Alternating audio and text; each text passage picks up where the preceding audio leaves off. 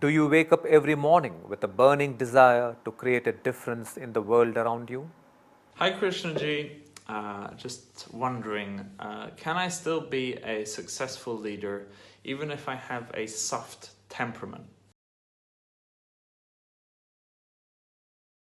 Who said leadership is about aggression?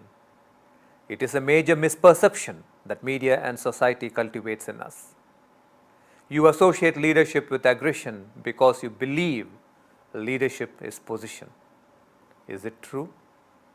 If you assume leadership is equal to position or is equal to authority over others, then your idea of leadership is very flawed.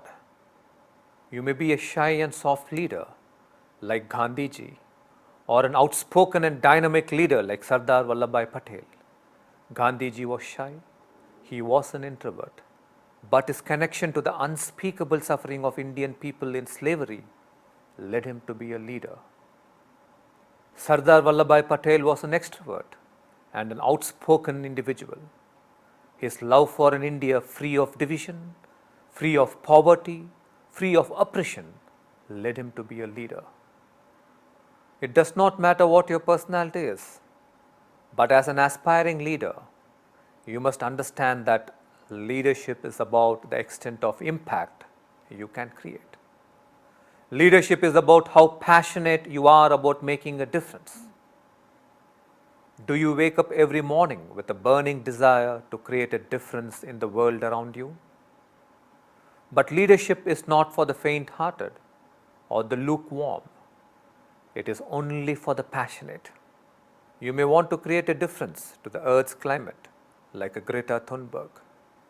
You may want to create an entire forest, like a Jadhav Payeng. You may want to stand up against child labor, like a Kailash Satyarthi.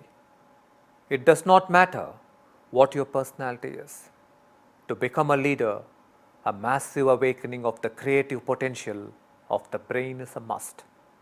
An immense awakening of the passion potential of the heart is a must.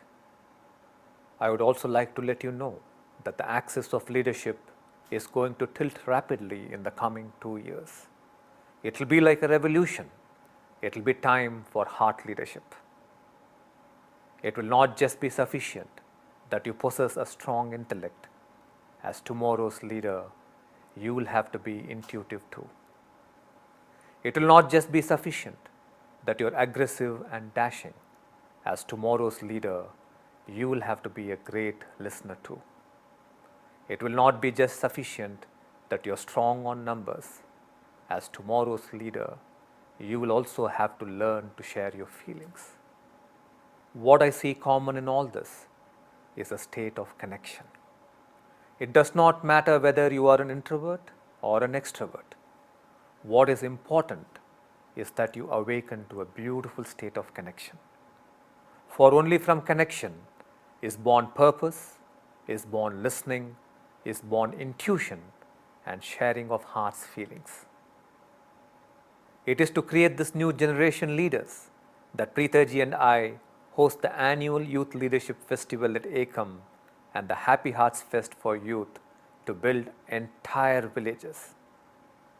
These are events that will open your heart to deeper connection and your mind to a greater intelligence.